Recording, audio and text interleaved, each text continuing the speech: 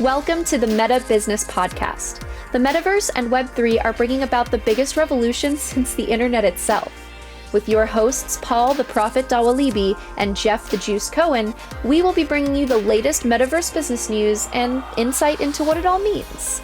The Meta Business Podcast starts now. From the boardroom to the metaverse, this is the Meta Business Podcast. I am Paul the Prophet Dawalibi. I'm joined today by my friend and co-host, Jeff the Juice Cohen. For those of you who are new here, welcome to the official podcast of the Metaverse. What we do is we cover the most pressing Metaverse news and topics of the week, but we look at all of it through a business and C-suite lens. We dissect, we analyze the business implications of everything happening in this industry. For our regular listeners, thank you guys for tuning in every week. Thank you for leaving a 5-star rating and review. I read all of your reviews, guys. I read every feedback you leave on the podcast. We really appreciate it when you show love, when you subscribe, when you leave a review, or even better, just share it with a colleague, with a friend. If you love the content, if you love the podcast, sharing it is the absolute best way of showing that love. Jeff, how you doing this week? I'm very good. We're recording on a special day today, arguably the most special day of the year. My birthday. The most. You'd be a little bit biased on this one. But, and by the way, I forgot to say last week, congrats on 30 episodes. This is episode 31, but like kind of a small milestone. 30 episodes, pretty big, I think, for a podcast. 30 episodes is big. The podcast is growing. We're getting a lot more listens. You just mentioned actually in the pre-show that we're now getting requests for people to come on and be interviewed. So I'd be curious, to the regular listeners, like, let us know if you want us to have people on as guests and interview them, and then also who you'd want. We've had some great people write to us and say they want to come on as guests, but it would be great to hear from our listeners, like other people you want us to try to get.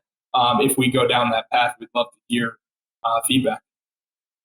Yeah, I think that's such a good point. I mean, we've held off because, we've had this format and it's been working and people like it, and it's, a bit snappy and punchy, and it's a bit shorter than your usual podcast maybe. But, there's been, like you said, so much inbound interest, people in the Web3 world, in the Metaverse world, in the crypto world, in the NFT world, you name it, all sort of asking to be on the show. And I think we're open to it, right? I think it's all going to depend on the kind of feedback we get from you guys, from the listeners, and if you want to see it or hear it or not. So I will say, NFT world. I hear you're now a famous NFT subject, if you will. Well, I already was, Jeff. To be clear, you are. We minted the world's first esports NFT, and so. Like, if you want to be the absolute, if you want to be the collector of all collectors, the creme de la creme of collectors, that's the NFT you want to own. Having said that, I was supposed to be speaking at NFT NYC this week. I'm not there, obviously, but they minted like 10 NFTs for every speaker who's there, and I was surprised to see that people claimed my NFTs, right? It's just my face, which arguably is maybe the best subject matter for an NFT. But it was interesting to see. I will say, though, I still believe the one to own is the world's first esports NFT. You can go on OpenSea. You can check it out. It was history making. No one had ever done this before in the esports world. And that's the one you want to own if you're a real collector. And how much is that going for these days? I'm not sure. I'm sorry, like you put me on the spot. I'm not sure.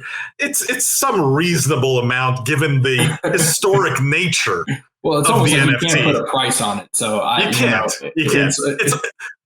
The price is too low, right? Regardless of what it is. We'll put the link in the show notes. That's it. All right, let's get to news. We got so much to cover this week. And in fact, I want to start with some Bored Apes. Speaking of NFTs, let's start with maybe the biggest, other than mine, of course. And that is the headline here: Imagination Gaming partners with Bored Ape community to launch Apeopoly game. So the first ever NFT-inspired board game, and I don't know if this is purposeful spelling here. I'm guessing it is. Obviously, it's in quotes. Will feature 22 Bored Ape caricatures with a chance for players to win exclusive Bored Ape Yacht Club NFT. So it's a board game. It features bored apes, and you can win an NFT. I'm not sure how, via pre-sales. They're pre-selling it via apeopoly.com if you're really interested in this. I don't know if it's loosely based on Monopoly. I'm not sure what the rules of this tabletop game are. But it is a tabletop game. It is a board game using Bored Ape characters. What do you think of this, Jeff, other than the fantastic pun? I love the pun. I'm always a sucker for a good pun. I like that Bored Ape is expanding the IP into different areas. Like, I think, the fact that they're bringing it onto the board game is interesting. I just don't know how big, what is the overlap between Bored Ape fans and that mindset versus people who play board games and tabletop Monopoly. Like, I suspect that the number of people who are fans of Bored Ape it's not tiny, but it's not huge to begin with. And then the overlap between those people and the people who are really hardcore into Monopoly and like board games has to be very low. So I wonder if they're going to sell this as almost like a collectible thing, because that could make sense. They sell it at a high price. It's almost like a collectible, because we know the mindset of these NFT collectors and the people who are buying Bored Apes, they're willing to pay up for something they think is scarce in nature and has value, or even more so like secondary market value. So I can kind of see that. But if they're trying to make this like an actual mass market product where like, your parents or my parents going to walk into a CVS and like want to buy a board game and they buy this instead of Monopoly or Clue or whatever else, I'm not so bullish on that. Well, it says that there's a quote here in the article from the president of Imagination Gaming, who they're the partner that they're making the game with. And it says, beyond getting in on the Bored Ape hype, the gameplay allows everyone to learn a little bit about the crypto world, even if you don't fully understand NFT jargon or the cryptocurrency world. I mean, I don't really buy that, right? Like, to me, the audience for this is really, it's collectors. It probably is not a fun game. There's probably no one in this audience that cares to play a tabletop game for the most part. And I feel like this is just another collectible. And let's face it, the people who buy Bored Apes are collectors, right? They're paying for collectibles. This is just another collectible to sell them. 100%. No, I think I 100% agree with that. I wouldn't be surprised to see these things selling on, if they make a limited amount, selling on the secondary market for big values. But to your point, it's a collectible. I mean, they're pre-ordering for $50, but it doesn't say if it's a limited run or not. So I'm not sure. I mean, again, it's interesting that it's $50. Take a flyer. I bet they go. I bet you could buy it for like $250, $400, or sell it for that. And I bet that they make a ton of easy money on something like this just because people will buy it for this exact reason, to collect it. Now, let's put this story next to another one. And this one you spotted on Twitter, which I love. Let me show the story first, and then I'll show the Twitter post. The story here was Christie's wonderkin, Noah Davis, who sold that $69 million Beeple, is leaving the auction house to lead CryptoPunks into the future. Now, for those who don't know, CryptoPunks also owned by Yuga Labs, who owns Bored Ape Yacht Club. So same company we're talking about here. And Noah, as part of this new role, put out a series of tweets, which I'm going to read here.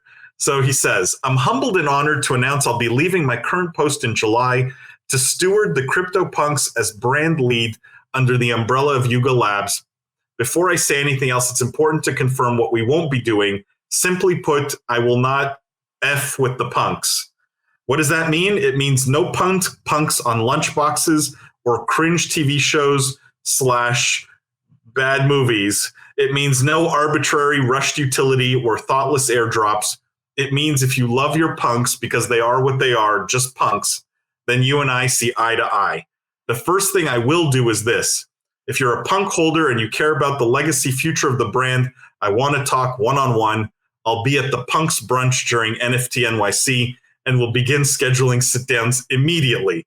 Wherever punks go, the community will help guide us. Now, He says a bunch of other things, but that was the gist of this. What do you think of his comments, Jeff? Especially compared to the last story where we saw Yuga Labs, again, the company he's just joined, call it selling out in the way he says he's never going to do with the Bored Apes IP.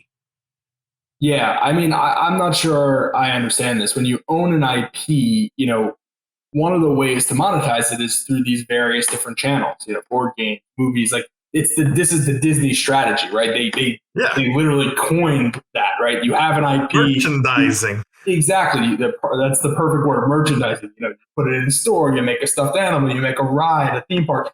And for a long time, I feel like we were hearing that these crypto brands were becoming IPs, and then they were going to do that exact merchandising strategy. There was going to be a video game. There was going to be a movie. And if you own the ape, you would be able to use your ape in those things, and you would get merchant. You would get revenue shares from that, which to some extent made a little bit of sense if you assume that these things actually are IPs. Not sure how much I buy into that. I think the top couple are fairly well known amongst people like us who are in this world, but I don't think they're, it's not Mickey Mouse. Let's put it that way. So I'm a bit surprised that, he feels that this is what the community wants and that there's this backlash to using what is an IP as actually an IP to make revenue. So I'm surprised. It's one thing to be thoughtful. Like I understand if his point was like, look, we're just not going to be crazy about it and make it just completely in your face and try to monetize something. I can get behind that, like being careful with using the IP. I think anyone who owns a valuable IP would agree that that's prudent. But to completely be dismissive of it is just a bit odd to me. And it kind of, maybe it speaks a little bit to who's buying these things. It's just like sort of a vanity project. They don't even care about getting a revenue stream or like making returns. It's just like it's really just like a show me good that people buy. Yeah, I mean, I take serious issue with the word wonderkind in that title, right? Like the guy, I don't know the guy. Maybe he's a genius in other ways, but if your only point of reference is he sold the Beeple for $69 million, I mean, this is a piece of art that was sold at peak hype, right? To some moron who like thinks this is going to be worth 10 times this in the future. It's pure luck, right? Like it was right place, right time. So give him credit for that. But like, this is not a strategy. This is not a business model. He has no plan to actually build a business here. All he's saying is I'm going to do nothing and hope the value of these things increases, which maybe a year ago, that was the strategy in, June, almost July, 2022. I think this is lunacy, right? Like this just does not work anymore. That we're past the point. We have to be past the point of this greater fool theory, which, by the way, Bill Gates, said the same thing that I've been saying for the last year or two now. That we have to get past this, and there has to be a real business, and there can be. We just talked about Apeopoly. Like it's silly, but people will probably buy that. And, the merchandising thing was an old Spaceballs Mel Brooks reference, but it works. Disney has shown it can work. Yeah. Right. And you're right. Maybe we're reading too much into his words. Maybe he means he's only going to do quality partnerships and IP extensions. But I don't think that's what he means here. Like, I think this really is like, I'm going to do nothing. We're just going to, it's all about the punks and we're going to see this, we're going to ride this to the moon kind of mentality that has got a lot of people in trouble and I think has destroyed a lot of value over the last 2 or 3 months. And instead should be embracing sort of how do we extend this IP, this brand to 100 different things and maintain the quality. Show me that strategy, right? How do we make great things with the CryptoPunks IP as opposed to taking this weird stand? Got to respect the chutzpah though to start a new job and say, hey, look, I'm not going to do anything, but I'm going to listen. One-on-one meetings. One-on-one meetings at NFT NYC. Other than that, I'm not going to do anything. I don't know. It's weird, and it's this is going to backfire. It's also interesting they hired a guy whose background is, he built a digital auction strategy. Like maybe that should show in and of itself, like where where their Yuga Labs' mind is in terms of this whole strategy. Like, why not hire someone, a product lead at Disney, or someone who's built an, someone who But this is why built I the think this comes Marvel to a head. Cinematic Universe strategy, Yeah. and like a brand expert, licensing expert, like someone like that. It's like, no, you hired a guy who ran an online auction house. Like, what does that have to do with building like an IP brand? Well, this is why I think this comes to a head, right? It has to, because you've got Bored Apes on one side, merchandising, monetizing, doing brand extensions. I think we talked about a TV show or like a few episodes ago. Now this Apeopoly. And then on the other side, you've got CryptoPunks and this guy who, this is religion. This is not business. And, it's all about the brand. And okay, that's good. But like, if you do nothing with it and you don't sell anything around it, there's no business there.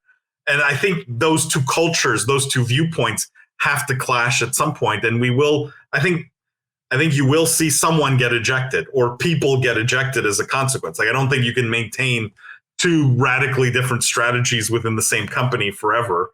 So it'll be interesting to see which one wins out. I suspect investors are going to want to see the broader merchandising, not rely on some. Yes, the greater fool. Let's hope the apes we bought keeps going up works in a bull market, and the people who own the apes are like, well, I'm only going to own this for a little bit. I don't care. I'm just watching it go up. I'm watching secondary market prices go up. I'm getting rich. Don't worry about doing anything. Like, don't ruin the brand. We have a great thing going. As soon as that reverses, and I suspect it has, I haven't looked at the prices, secondary market prices of these things, but I'm sure they're down, 50% plus. As soon as that happens, you start having the bag holders who own these things start saying, okay, well, I bought this for $1 million. It's now apparently worth 200 grand. Get me some utility for it. Put it in a movie. Yeah. Get me some dividend checks. Get me some revenue. Like, let's make this a thing. So I suspect you're right. This conversation is gonna turn around very quickly.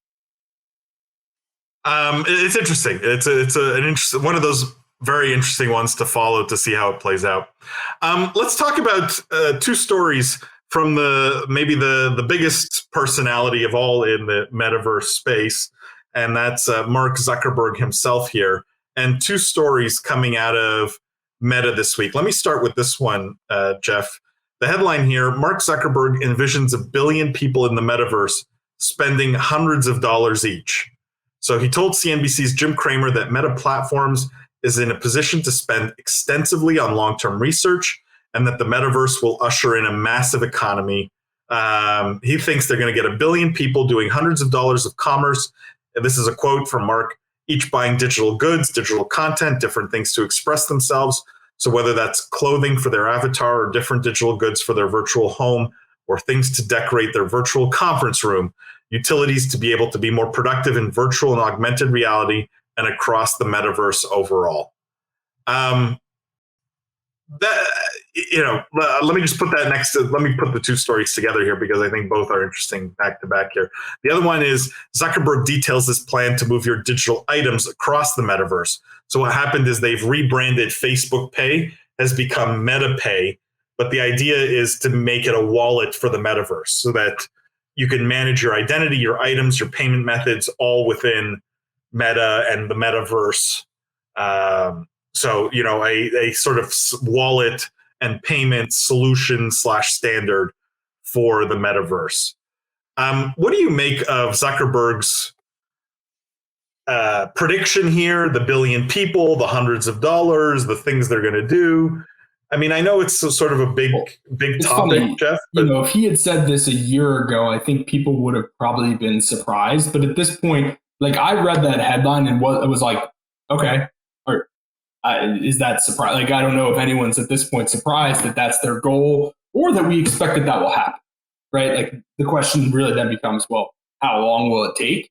But I don't think either of us would be surprised at all if we're in the future 5-7 years from now and there's 1 billion people who are interacting with the metaverse on a daily basis and spending hundreds of dollars. I think that's even very conservative. Like, I think once you get the people in the metaverse, they're going to be spending way more than that. They'll be spending whatever they would normally spend in the real world, basically in the metaverse.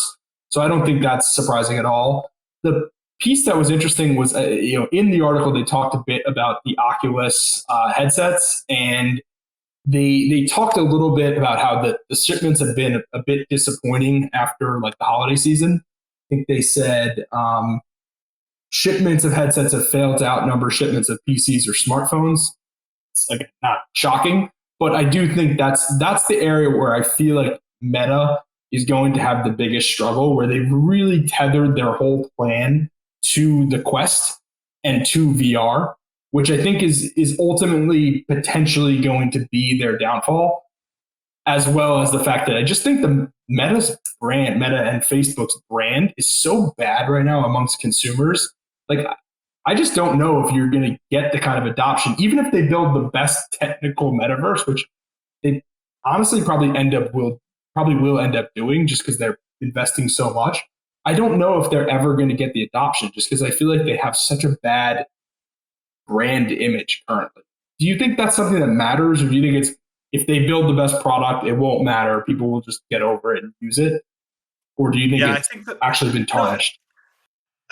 Jeff, I actually think my view on Oculus relative to Facebook and Meta is totally different on this one. And that is because I actually think Oculus is the greatest moat possible. Hardware is really hard, right? It takes a lot of years, it takes a lot of development and research, it takes a lot of money. And I believe Oculus, Meta with Oculus, has at least a few year head start. Like, I don't think anyone's even remotely close. You could say maybe Valve with the Index, but for the most part, Oculus is way ahead, lower cost hardware, better technology, more portable, all these good things, right? And I think this is their moat, because if we believe Oculus is going to be the on-ramp for the metaverse, and VR is going to be the on-ramp for the metaverse, Oculus puts Meta in an incredibly good position. It's a huge competitive advantage, et cetera, right?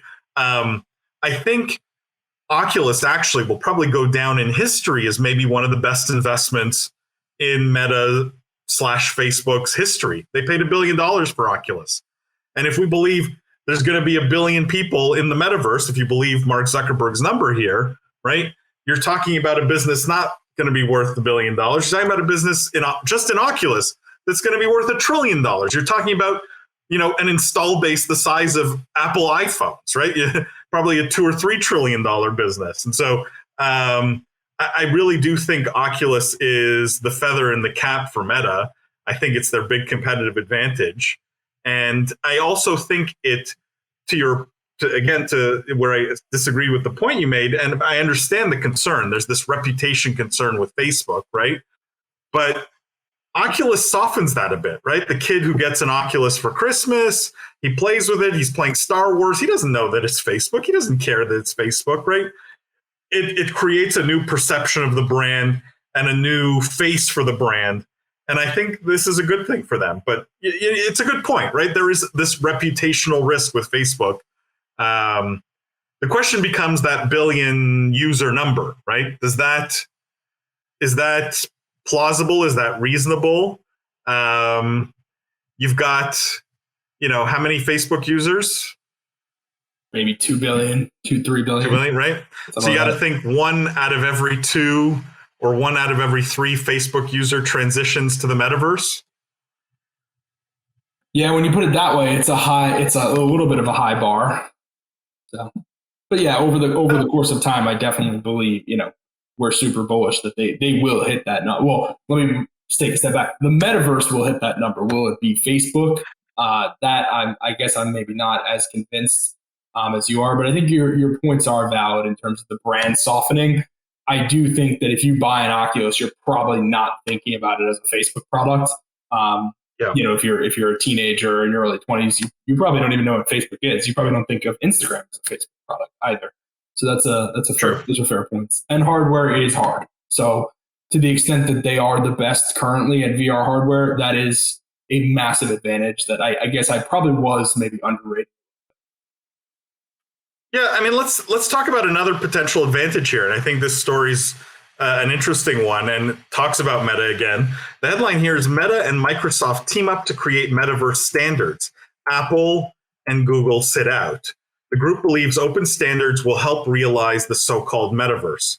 So a bunch of companies are forming what they're calling the Metaverse Standards Forum. Meta is a founding member. Big tech names like Adobe, Microsoft, NVIDIA also founding members. But Apple and Google are not participating. Now, the forum, it says, is meant to foster the development of open standards for the metaverse. They will explore where the lack of interoperability is holding back metaverse deployment and how the work of standards developing organizations defining and evolving needed standards may be coordinated and accelerated.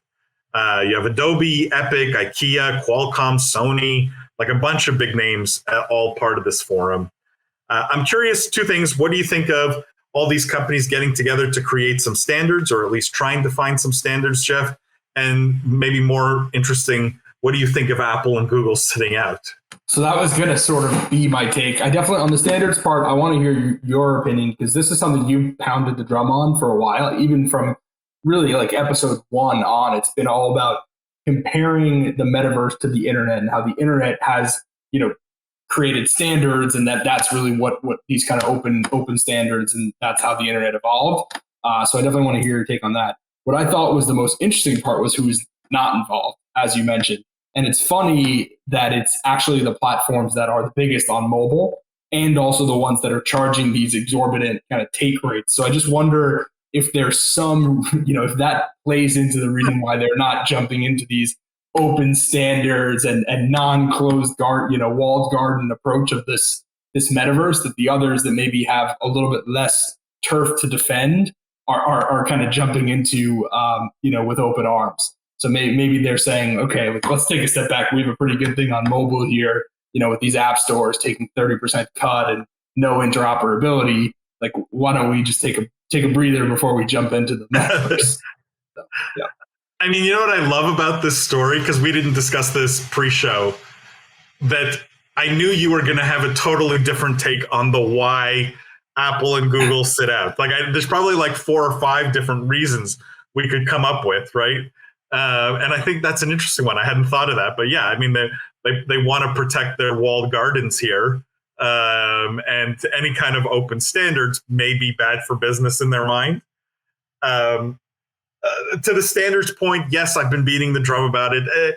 I think it's really just a question of, once you've seen enough tech life cycles, like different technology metas, if you want to call them, come and go,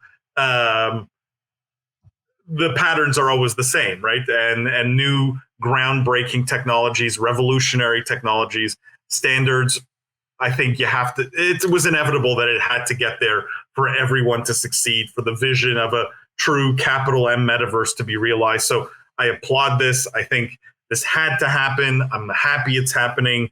I think I called it, that Meta was going to be leading the way on this. And I think we will see great things from this group of companies in terms of laying the groundwork for what will eventually be the capital M metaverse.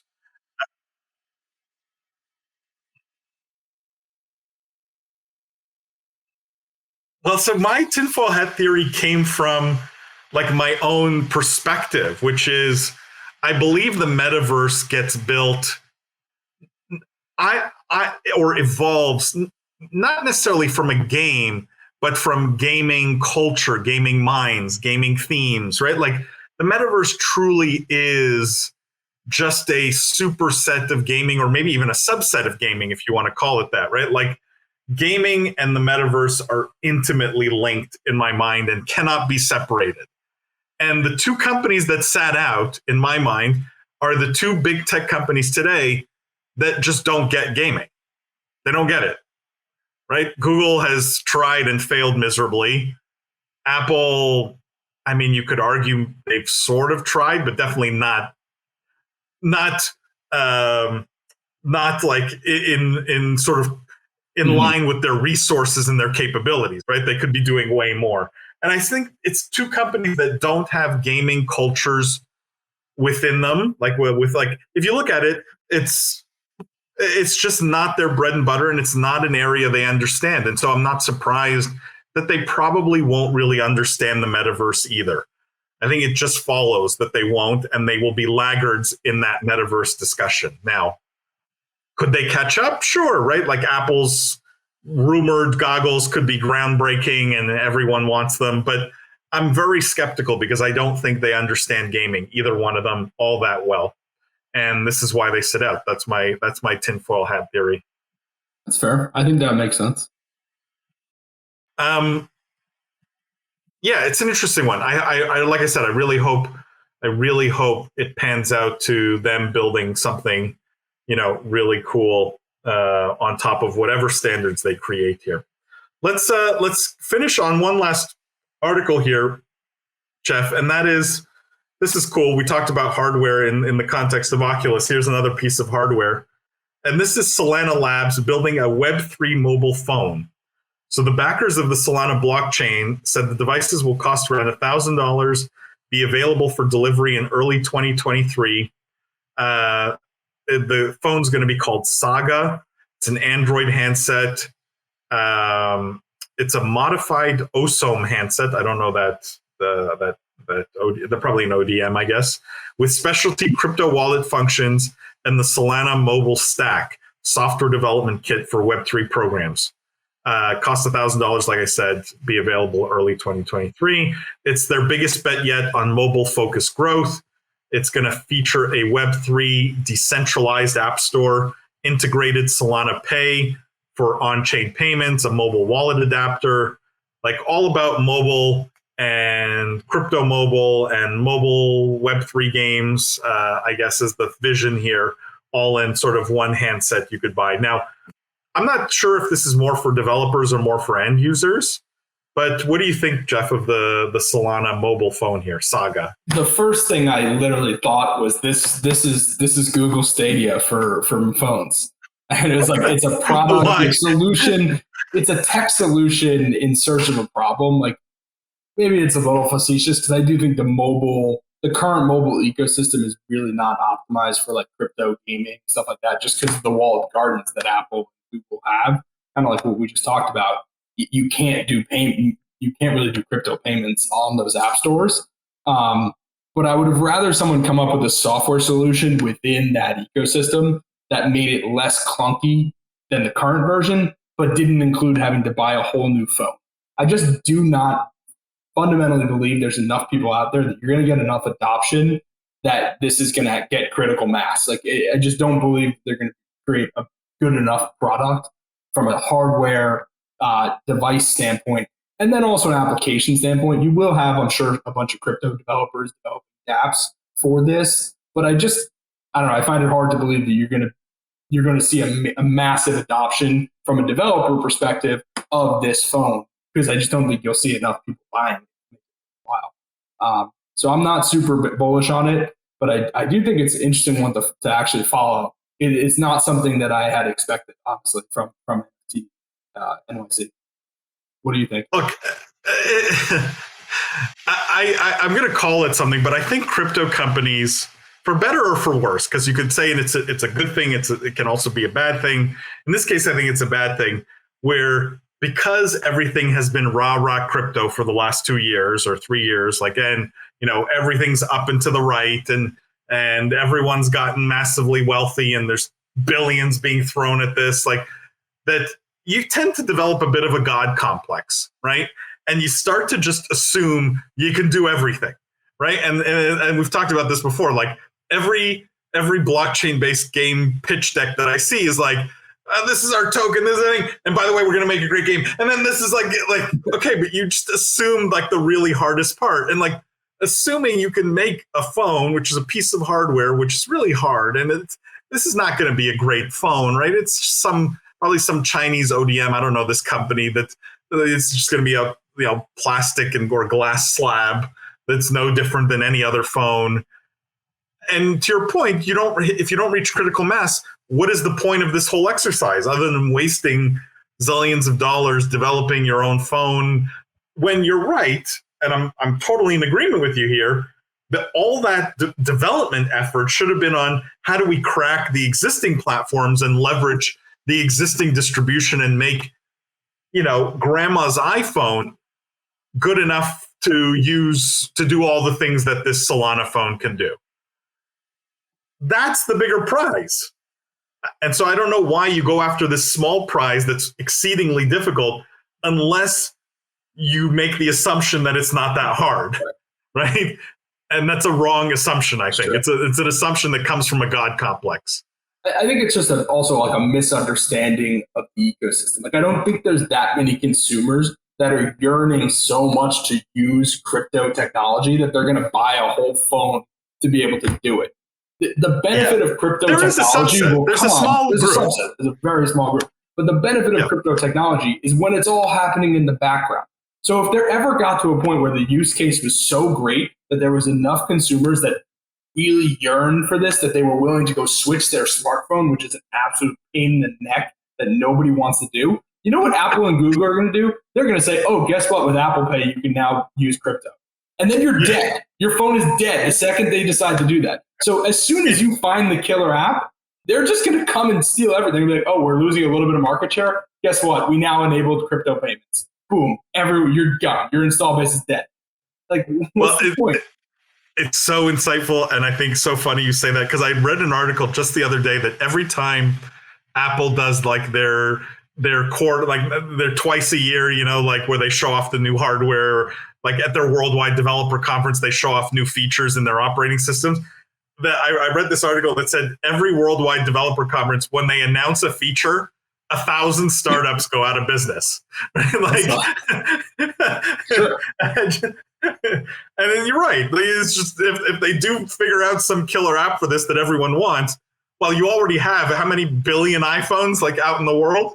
You just add it as a feature in the next version of iOS. And I mean, I don't know. Maybe that's the point, though. Maybe they want to spur Google and Apple to do something, maybe, but that's an expensive, right? Like, that's an expensive way of doing it. So, look, this was a fun episode. That is the end, though. I will say, don't forget, guys, this podcast drops every single week. So share it with a friend, share it with a colleague, tell everyone about it. Go check out our brother/sister podcast, if you want to call it, Meta Woman, and also Business of Esports, if you're not subscribed to those. Jeff's on Business of Esports also. And so if you love the juice, you can't get enough of the juice, at Jeff Cohen 23, go subscribe to Business of Esports as well if you found this here. But we really appreciate you guys tuning in every week. Go leave that review, share it with a friend. Don't forget, the future is fun. We'll see you guys next week. Thanks for joining us here on Meta Business. Make sure to subscribe to this podcast everywhere you get your podcasts, leave a 5-star review, and tell your friends, family, and colleagues all about us. Also, make sure to follow Meta TV on all socials to get more of the best metaverse content anywhere. Tune in every week for another episode of Meta Business.